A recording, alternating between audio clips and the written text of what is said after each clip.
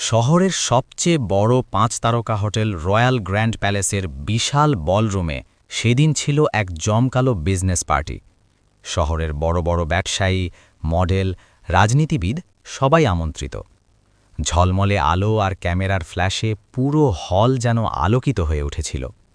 সেই পার্টির কেন্দ্রবিন্দু ছিল এক তরুণী, ঈশিতা সেন। বাবার মৃত্যুর পর সে একাই সামলাচ্ছে তাদের পারিবারিক কোম্পানি সেন গ্লোবাল ট্রেড। কিন্তু আজকের পার্টি শুধু আনন্দের জন্য নয়, আজ এখানে সিদ্ধান্ত হবে তার কোম্পানি বাঁচবে নাকি চিরতরে ডুবে যাবে। ঈশিতার গলায় ছিল এক দামি হীরের নেকলেস। চারদিকে লোকজন সেই নেকলেসের প্রশংসা করছিল, কিন্তু খুব কম মানুষ জানত এটা আসল নয়, নকল। আর সেটাই ছিল ঈশিতার জীবনের সবচেয়ে বড় গোপন সত্য। কারণ আসল নেকলেসটা ব্যাংকের ঋণ শোধ করতে গিয়ে তাকে বিক্রি করে দিতে হয়েছে। তবুও সে নিজের সম্মান রক্ষা করার জন্য এই নকলটা পরে এসেছে। তার মনে একটাই ভয়, যদি কেউ সত্যিটা জেনে যায়। ঠিক তখনই তার পাশে এসে দাঁড়ালো তার স্বামী রাহুল। সাধারণ একটা শার্ট আর পুরনো জিন্স পরা, চেহারায় সরলতা, চোখে শান্ত ভাব। এই মানুষটাকে নিয়েই ঈশিতার পরিবার সব সময় হাসাহাসি করে। কারণ রাহুলের কোনো বড় চাকরি নেই, বড় ব্যবসাও নেই। সবাই ভাবে সে শুধু ঈশিতার টাকায় চলে। ঈশিতার কাজিন বিক্রম দূর থেকে তাকিয়ে হেসে বলল, দেখেছ, শহরের এত বড় পার্টিতে ঈশিতার স্বামীটা যেন একেবারে ডেলিভারি বয়। তার পাশে দাঁড়ানো বন্ধুরা হেসে উঠল। কেউ বলল, এই লোকটা নাকি আবার সেন গ্লোবালের জামাই। ভাগ্য দেখো। ঈশিতার মুখ লজ্জায় লাল হয়ে গেল। সে জানত রাহুল সব শুনছে। কিন্তু আশ্চর্যের বিষয়, রাহুলের মুখে কোনো রাগ নেই, বরং সে শান্ত গলায় বলল, তুমি চিন্তা করো না ঈশিতা, সব ঠিক হয়ে যাবে। ঈশিতা বিরক্ত হয়ে ফিসফিস করে বলল, সব ঠিক হয়ে যাবে মানে? তুমি কি জানো আজকের ডিলটা না হলে আমার কোম্পানি শেষ হয়ে যাবে? রাহুল মৃদু হাসল। কখনো কখনো শেষ হওয়ার আগেই নতুন শুরু হয়।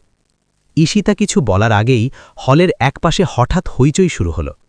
বিখ্যাত জুয়েলারি ব্যবসায়ী মেহতা গ্রুপের উত্তরাধিকারী আরিয়ান মেহতা এসে পৌঁছেছেন। তার সাথে ছিল কয়েকজন সাংবাদিকও। সবাই তাকে ঘিরে ধরল। আরিয়ানের চোখ হঠাৎ পড়ল ঈশিতার গলার নেকলেসটার দিকে। সে কয়েক সেকেন্ড তাকিয়ে রইল। তারপর ধীরে ধীরে এগিয়ে এসে বলল, মিস ঈশিতা, আপনার নেকলেসটা একটু দেখতে পারি? পুরো হল নিস্তব্ধ হয়ে গেল। কারণ সবাই জানে আরিয়ান মেহতা হীরের ব্যাপারে পৃথিবীর সেরা বিশেষজ্ঞের একজন। ঈশিতার বুকে ভেতর ধকধক শুরু হয়ে গেল। সে জানত এই মানুষটা যদি নেকলেসটা হাতে নেয় তাহলে এক মুহূর্তেই বুঝে যাবে সত্যিটা। আর যদি সেটা হয়ে যায় তাহলে সবার সামনে তার সম্মান ধুলোয় মিশে যাবে। ঠিক তখনই পাশে দাঁড়ানো রাহুল খুব শান্তভাবে বলল, নেকলেসটা দেখাতে কোনো সমস্যা নেই, তবে আগে একটা ফোন কল করা দরকার। ঈশিতা অবাক হয়ে তার দিকে তাকাল। কাকে ফোন করবে রাহুল? আর কেনই বা এই মুহূর্তে? হলের সবাই যখন শ্বাস আটকে অপেক্ষা করছে, ঠিক তখনই রাহুল ধীরে ধীরে নিজের ফোনটা বের করল। আর সেই ফোন কলটাই কয়েক মিনিটের মধ্যে পুরো পার্টির চিত্র বদলে দিতে চলেছে। রাহুল যখন ফোনটা কেটে ধীরে ধীরে পকেটে রাখল, তখন পুরো হলরুমে এক অদ্ভুত নীরবতা নেমে এলো। সবাই যেন বুঝতে পারছিল কিছু একটা হতে যাচ্ছে, কিন্তু ঠিক কি তা কেউ বুঝে উঠতে পারছে না। ঈশিতা কাঁপা কাঁপা হাতে নিজের নেকলেসটা ধরে দাঁড়িয়ে আছে। তার বুকের ভেতর ধকধক করছে, কারণ সে খুব ভালো করেই জানে নেকলেসটা নকল। আর যদি এই মুহূর্তে সেটা সবাই জেনে যায়, তাহলে শুধু তার সম্মানই নয়, তার কোম্পানির সুনামও শেষ হয়ে যাবে। চারদিকে ফিসফাস শুরু হয়ে গেছে। কেউ কেউ ঈশিতার দিকে কৌতূহলী দৃষ্টিতে তাকিয়ে আছে, আবার কেউ ঠোঁট বাঁকিয়ে হাসছে। এমন সময় আরজান মেহতা ধীরে ধীরে ঈশিতার সামনে এসে দাঁড়ালেন এবং শান্ত গলায় বললেন, মিস ঈশিতা, যদি অনুমতি দেন তাহলে আমি নেকলেসটা একটু পরীক্ষা করে দেখতে চাই। তার গলায় ছিল আত্মবিশ্বাস, কারণ হীরের ব্যাপারে ভুল করা তার স্বভাবে নেই। ঈশিতা কিছুক্ষণ চুপ করে রইল। তার মনে হচ্ছিল সময় যেন থেমে গেছে। ঠিক তখনই পাশে দাঁড়ানো রাহুল খুব স্বাভাবিক গলায় বলল, দাও না, দেখুক, এতে সমস্যা কোথায়? রাহুলের গলায় এতটা নিশ্চিন্ত ভাব ছিল যে ঈশিতা অবাক হয়ে তার দিকে তাকাল। এই মানুষটা কি সত্যিই বুঝতে পারছে না যে কি হতে যাচ্ছে, নাকি সে ইচ্ছা করেই এতটা নির্ভীক? কিছু বুঝে উঠতে না পেরে অবশেষে ঈশিতা নেকলেসটা খুলে আরজান মেহতার হাতে তুলে দিল। আরজান খুব মনোযোগ দিয়ে সেটার দিকে তাকাতে লাগলেন। তিনি নেকলেসটা আলোতে ঘুরিয়ে ঘুরিয়ে দেখলেন, তারপর আঙুল দিয়ে হিরেগুলোর কাঠ পরীক্ষা করলেন। পুরো হল তখন নিঃশ্বাস বন্ধ করে তাকিয়ে আছে। কয়েক সেকেন্ড যেন কয়েক মিনিটের মতো লাগছিল। অবশেষে আরজান ভ্রু কুচকে ধীরে ধীরে বললেন, বিষয়টা বেশি ইন্টারেস্টিং। এই কথাটা শুনেই চারদিকে আবার গুঞ্জন শুরু হলো। ঈশিতার বুক কেঁপে উঠল। তার মনে হচ্ছিল এখনই হয়তো সত্যিটা বেরিয়ে আসবে। বিক্রম দূর থেকে ব্যঙ্গের হাসি দিয়ে বলল, কি হলো মিস্টার মেহতা, খুব দামি মনে হচ্ছে তো? তার কথায় আশেপাশের কয়েকজন হেসে উঠল। আরজান একটু চুপ করে রইলেন, যেন ভাবছেন কি বলবেন।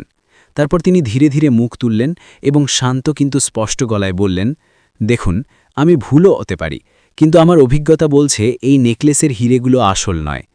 কথাটা শোনামাত্র পুরো হল যেন একসাথে বিস্ফোরিত হয়ে উঠল। কেউ অবাক হয়ে তাকিয়ে রইল, কেউ আবার ফিসফিস করে কথা বলতে শুরু করল। মুহূর্তের মধ্যেই খবরটা আগুনের মতো ছড়িয়ে পড়ল। ঈশিতা সেন নকল হীরের হার পরে শহরের সবচেয়ে বড় পার্টিতে এসেছে। ঈশিতার মুখ মুহূর্তেই ফ্যাকাশে হয়ে গেল, তার চোখে জল চলে এলো। কিন্তু এত মানুষের সামনে সে কান্না আটকানোর চেষ্টা করছিল। বিক্রম এবার আর হাসি থামাতে পারল না। সে জোরে হেসে বলল, আমি তো আগেই বলেছিলাম, কোম্পানি ডুবছে, তাই এখন নকল জিনিস দিয়ে স্ট্যাটাস দেখাতে হচ্ছে। তার এই কথায় কয়েকজন আবার হেসে উঠল। ঈশিতা মাথা নিচু করে দাঁড়িয়ে রইল। তার মনে হচ্ছিল এই মুহূর্তে পৃথিবীর সব চোখ যেন তার দিকে তাকিয়ে আছে। ঠিক তখনই পাশে দাঁড়ানো রাহুল এক পা সামনে এগিয়ে এলো। তার মুখে কোনো রাগ নেই, কোনো অস্থিরতাও নেই, বরং তার ঠোঁটে হালকা একটা হাসি ফুটে উঠেছে। সে খুব শান্ত গলায় বলল, মিস্টার মেহতা, আপনার অভিজ্ঞতাকে আমি সম্মান করি, কিন্তু একটা ছোট্ট প্রশ্ন করতে পারি? আরজান মেহতা একটু অবাক হয়ে তার দিকে তাকালেন। এতক্ষণ তিনি এই সাধারণ পোশাকের মানুষটাকে তেমন গুরুত্ব দেননি, কিন্তু তার গলার আত্মবিশ্বাসটা অন্যরকম লাগছিল। রাহুল ধীরে ধীরে বলল, আপনি বলছেন এই নেকলেসের হিরেগুলো আসল নয়, কিন্তু যদি আমি বলি এই নেকলেসটা যে দোকান থেকে বানানো হয়েছে সেই দোকানের মালিকই এখন এই হলরুমের পথে আসছেন? কথাটা শোনামাত্র চারদিকে আবার নীরবতা নেমে এলো। কেউ কিছু বুঝতে পারছিল না। বিক্রম ঠোঁট বাঁকিয়ে বলল, আবার নাটক শুরু হলো নাকি? কিন্তু ঠিক তখনই হলের প্রধান দরজা খুলে গেল। ভিতরে ঢুকলেন এক মধ্যবয়স্ক ভদ্রলোক, তার সাথে কয়েকজন নিরাপত্তাকর্মী। তাকে দেখেই অনেকের মুখে বিস্ময় প্রকাট হলো, কারণ তিনি আর কেউ নন, শহরের সবচেয়ে বড় জুয়েলারি ব্র্যান্ড ডায়মন্ড ক্রাউন জেমসের মালিক মিস্টার দেবাংশু রয়। দেবাংশু রয় সোজা হেঁটে হেঁটে রাহুলের সামনে এসে দাঁড়ালেন। তারপর হঠাৎ করে সবার সামনে মাথা নত করে বললেন, স্যার, আপনি আমাকে এত রাতে ডেকেছেন, নিশ্চয়ই কোনো জরুরি ব্যাপার আছে। কথাটা শোনামাত্র পুরো হল যেন জমে গেল, কারণ এত বড় ব্যবসায়ী একজন সাধারণ পোশাক পরা মানুষকে স্যার বলে সম্বোধন করছে, এটা কেউ কল্পনাও করতে পারেনি। আর সেই মুহূর্তে ঈশিতার মনে একটাই প্রশ্ন ঘুরতে লাগল, যে মানুষটাকে সে এতদিন অকর্মা আর অপদার্থ ভেবেছে, সে আসলে কে?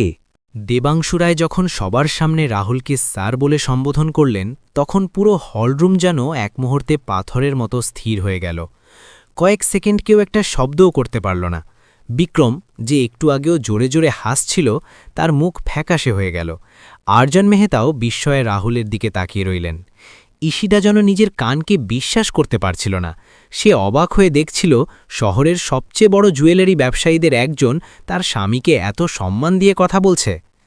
রাহুল ধীরে ধীরে এগিয়ে এসে দেবাংশু রায়ের হাতে থাকা নেকলেসটা দেখালো। তারপর শান্ত গলায় বলল, মিস্টার রায়, এই নেকলেসটা কি আপনি চিনতে পারছেন? দেবাংশু রায় নেকলেসটা হাতে নিয়ে কয়েক সেকেন্ড খুব মনোযোগ দিয়ে দেখলেন। তারপর তার মুখে হালকা একটা হাসি ফুটে উঠল। তিনি সবার দিকে তাকিয়ে বললেন, অবশ্যই চিনতে পারছি, এটা আমাদের কোম্পানির ডিজাইন করা নেকলেস।